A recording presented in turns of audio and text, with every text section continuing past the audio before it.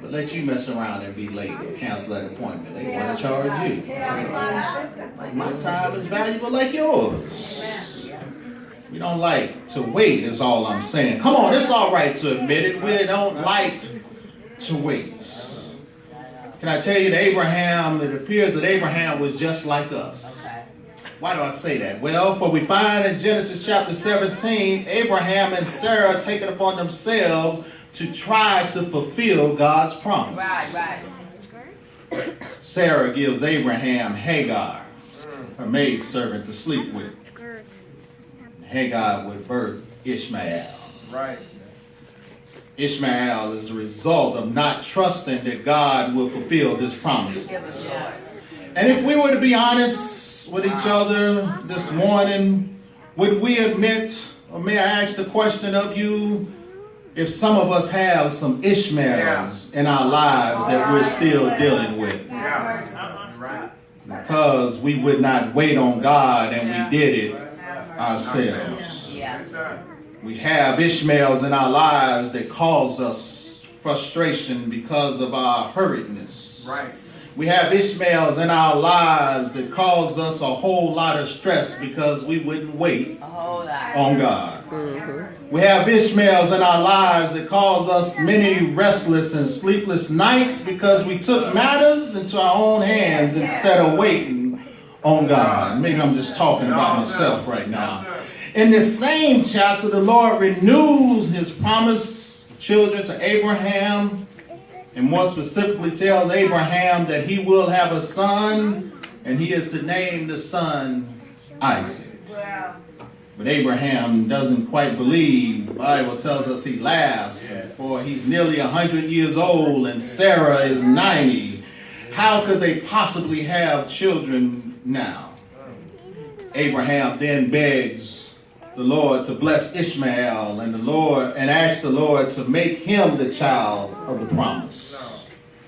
The Lord agrees to bless Ishmael, but He tells Abraham that He will establish His covenant with Isaac. Right. Ishmael may receive a blessing, but Isaac is the child of the promise. And so we keep going, fast forward and get to chapter 21, and the joy arrives in Genesis chapter 21 when the child of promise is born. For we find out in verse 6 that Sarah gave birth to Isaac. And she says, God has brought laughter for me. Everyone who hears will laugh with me. The promise the Lord made to Abraham is fulfilled. The promise is fulfilled in the face of impossible odds. A barren wife, an aged man, after years of endless waiting. God will make Abraham's name great. And through this joyful promise offspring, through this son Isaac, a great nation would come. One that would bless the whole world. The confidence that Abraham was learning to place in God is now clearly justified. All right. Clearly, the Lord kept His promises. He can be trusted. It's in the wonder if Abraham wiped his brow and breathed a sigh of relief when Sarah finally gave birth to a healthy baby boy. And then our text takes an interesting turn at that point. The next thing the text says is, after these things, God tested Abraham. Would you agree with me that a test is used to prove something? Yeah. Amen. Y'all, let me get you off.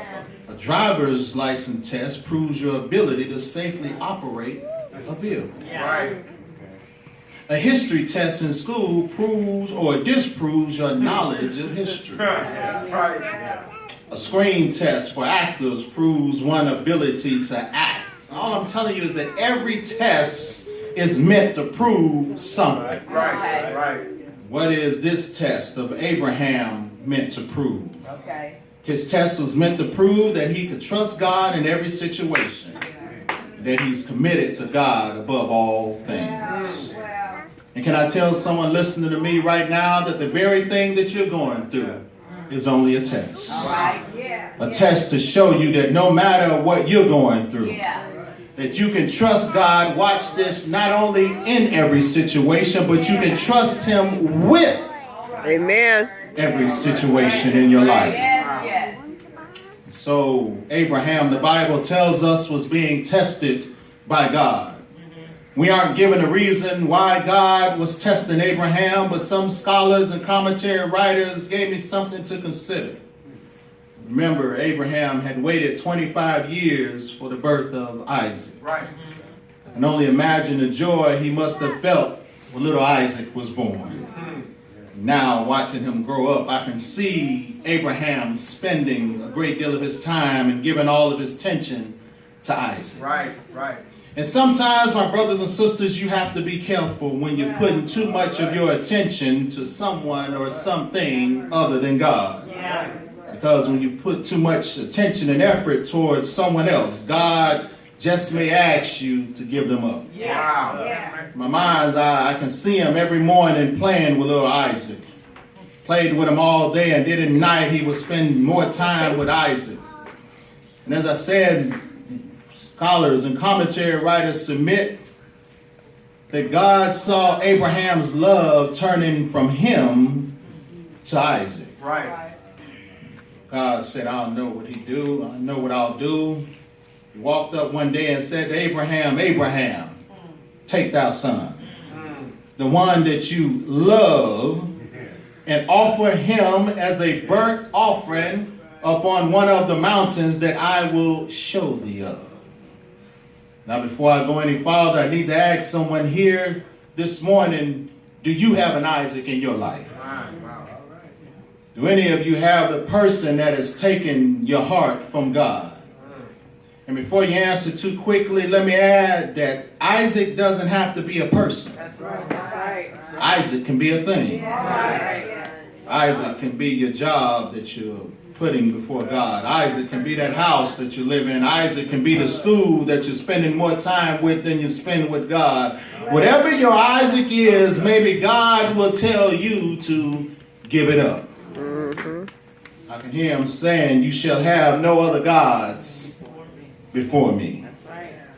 So God instructed Abraham to take his son Isaac and offer him as a burnt offering to a mountain that he would show him.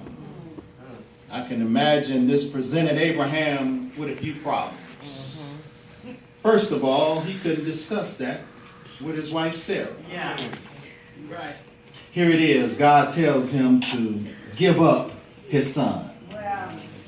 Not just any son, but the one Sarah had been waiting on for more than 25 years to bring into this world. And here comes Abraham telling her that God told me to take him and kill him. Can you imagine what her reaction would have been like? Look at the mothers around the room right now. That's the same look I'm sure he would have gotten. Not happening. Y'all know how that conversation would have went. Right. Sarah, I got some news for you. I heard God, and he told me to take Isaac and offer him as a burnt offering. Abraham, if you don't get away from me with that foolishness. As long as it took me to have this child, and you think I'm going to let you just take him and kill him, is you a fool? Y'all know how that conversation would have went. I told him, besides, I don't think you be hearing from God nowhere. I mean, you was the one who went and played with my servant Hagar. Yeah, I know I told you to, but you should have had more sense not to do it. I don't want to hear about you saying the Lord telling you to kill our son. I'm telling you, as I believe Abraham had to deal with the issue of telling Sarah. But he also had the issue of it being his lone son.